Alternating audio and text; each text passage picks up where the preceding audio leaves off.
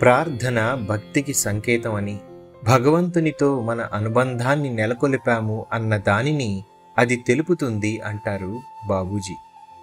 హృదయం అంతా ప్రేమతో నిండే విధంగా ప్రార్థనను అర్పించాలి. ప్రార్థనను భక్తి ప్రేమ నిండిన హృదయంతో సమర్పించుకున్నప్పుడు అది సాధకునిలో శూన్యత్వ స్థితిని సృష్టిస్తుంది. టెలిగ్రఫీ సూత్రం ప్రతి ఒక్కళ్ళకి తెలిసిందే కదా. ఒక చివర విద్యుత్తును అనుసంధానం చేసినప్పుడు వెంటనే అది రెండవ చివరకు సందేశాన్ని చేరవేస్తుంది.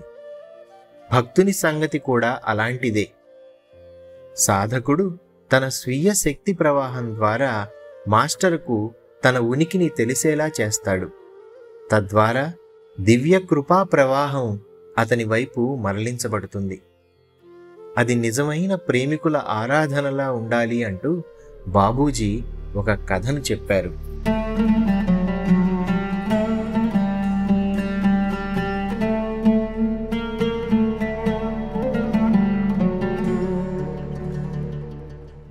ఓ పాదుషా చేప పరుచుకుని నమాజుకు సిద్ధం అవుతున్నారు.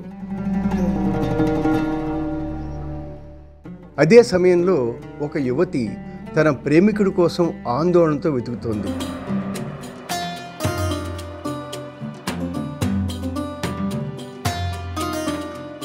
ఆ ఆతృతలో పాదుషా గారి చేపను తొక్కుకుంటూ వెళ్ళిపోయింది.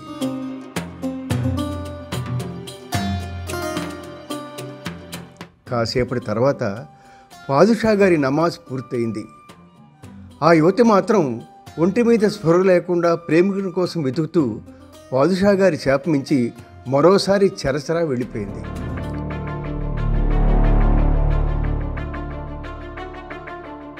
పాదుషా గారు ఆ యువతి వైపు కోపంగా చూశారు. నీకు అసలు సభ్యత సంస్కారం ఉన్నాయా? నమాజు కోసం నేను పరుచుకున్న చేప నీకు కనిపించడం లేదా? కళ్ళు మూసుకుపోయా అని అరిచారు. అప్పుడు ఆ యువతి, మన్నించని జహాపన, నేను నా ప్రేమికుడి కోసం ఆతృతగా వెతుకుతున్నాను. నా ధ్యాస కేవలం అతని మీదే ఉంది తప్ప పరిసరాల మీద లేదు. మీరు అల్లాను ప్రార్థిస్తున్నానని అనుకుంటున్నారు తప్ప మీ మనసు నమాజు మీద లేదు, పరిసరాల చుట్టూ పరిభ్రమిస్తోంది.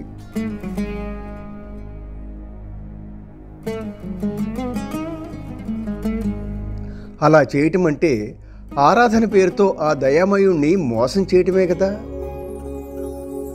మనల్ని మనం మరిచిపోయేలా చేసేదే నిజమైన ప్రార్థన, ప్రేమపూరితమైన విజ్ఞాపన. నిజమైన ప్రేమతో కూడిన ప్రార్థనలో స్వీయ స్పృహ ఉండదని, అన్నీ మరిచిపోతామని తమకు తెలియదా జహాపన అంది.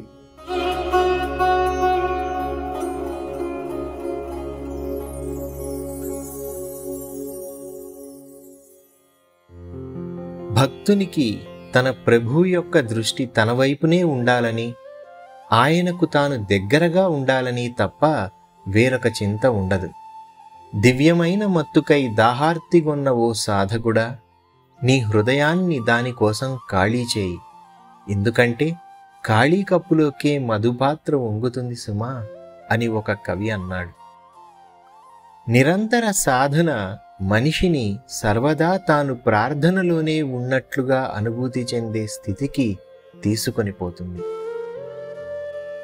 భరతుడు ఆ రామచంద్ర ప్రభువు పట్ల గౌరవ మర్యాదలు, భక్తితో కూడిన ఆరాధన తప్ప మరి దేనితోనూ అతని హృదయాన్ని ఏనాడు కలుషితం కానివ్వలేదు. ఇదే నిజమైన భక్తి తత్పరత అంటారు బాబూజీ.